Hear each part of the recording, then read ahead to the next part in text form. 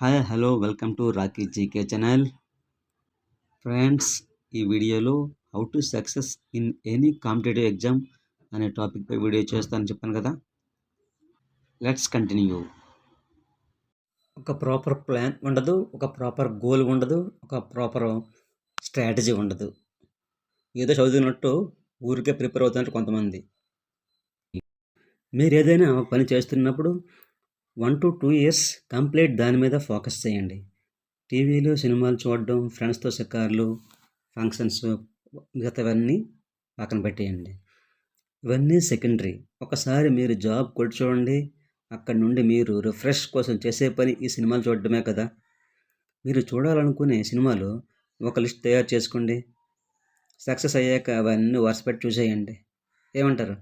అప్పటి వరకు మీ గోల్ పైనే ఫోకస్గా ఉండాలి. ప్రతిరోజు మాక్ టెస్టులు రాయడం, వీక్లీ గ్రాండ్ టెస్టులు రాయడం చేయండి. దాని మీద అలాగే దాని యొక్క ఫలితాలలో వచ్చే మార్పులు అనేవి ఏ విధంగా ఇంక్రీజ్ అవుతున్నాయో బేరీజు వేసుకోండి. ఆలోచన విధానాన్ని పెంచుకోండి. బయట హెవీ కాంపిటీషన్ కనుక దాన్ని తట్టుకుని నిలబడాలి అంటే చదవడం తప్ప మరొక మార్గం లేదు ఫ్రెండ్స్. చదవడం తప్ప మరొక మార్గం ఉందా ఫ్రెండ్స్? చెప్పండి. మీరు మీ పక్కవాడి కంటే కొత్తగా ఆలోచించాలి. కాంపిటేటివ్ ఎగ్జామ్స్ అనేవి సాధించలేనివి ఏమీ కాదు కదా. కాకపోతే అవి సాధించడానికి నువ్వు దానికి తగ్గట్టు కష్టపడి చదవాలి. మనకు మనమే మోటివేట్ అవ్వాలి. మనలో మనమే కాన్ఫిడెన్స్ పెంచుకోవాలి. పక్క వాళ్ళతో పోటీ పడాలి, కానీ ఈర్ష్య చెందకూడదు. దానివలన మనం మానసికంగా చాలా బాధపడుతూ మన సమయం వృధా చేసుకుంటూ చివరికి నష్టపోతాం. ప్రస్తుతానికి మీ ఆలోచన అంతా మీకు ఒక జాబ్ కొట్టాలి. అది సివిల్స్లోనా, గ్రూప్స్లోనా, బ్యాంక్స్, ఎస్ఎస్సి, డిఎస్సి, ఆర్ఆర్బి లేదా మరొక జాబ్ ఏదైనా సరే, అది ముందుగా మీరు డిసైడ్ అవ్వండి. తరువాత ఆ జాబ్కి సంబంధించిన సిలబస్, ఎగ్జామ్ పేపర్స్, మార్క్స్ వంటి విషయాలన్నీ గ్యాదర్ చేసుకుంటూ వాటి గురించి క్షుణ్ణంగా తెలుసుకొని వాటికి సంబంధించిన బుక్స్ని సేకరించుకోవాలి. ఇప్పుడు మీ ముందు మీరు ఏం జాబ్ చేద్దాం అనుకుంటున్నారో దానికి సంబంధించిన విధి విధానాలు, బుక్స్ అన్నీ సిద్ధంగా ఉన్నాయి కదా. ఇప్పుడు మీ ప్రిపరేషన్ మొదలుపెట్టండి మిత్రులారా. ప్రిపరేషన్ సమయంలో మీరు చేయవలసినవి, చేయకూడనివి. Self motivation until goal reach, ఇది చాలా ముఖ్యం. మీకు ప్రతిరోజు క్రమం తప్పకుండా 8 నుంచి 10 గంటలు చదవడం అలవాటు చేసుకోవాలి. మార్కెట్లో దొరికే అన్ని రకాల బుక్స్ చదివేద్దాం అనుకోకుండా నీకు నచ్చిన ఏదైనా ఒక పబ్లికేషన్స్ పుస్తకాలు బాగా చదవండి. 10 రకాల పుస్తకాలు ఒక్కోసారి చదివే కంటే ఒకే ఒక్క పుస్తకం 10 సార్లు చదవడం చాలా ముఖ్యం. దీనివల్ల నీకు సబ్జెక్టుపై మంచి పట్టు వస్తుంది.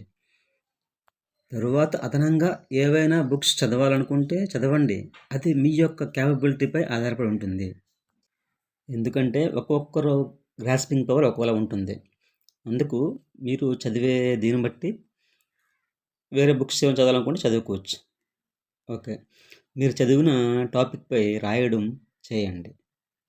ప్రతిరోజు స్లిప్ టెస్టులు మీరు చదివిన టాపిక్పై రాయడం చేయండి. వీక్లీ గ్రాండ్ టెస్టులు రాయడం వలన మీ స్టడీ యొక్క స్టాండర్డ్ మీకు తెలుస్తుంది.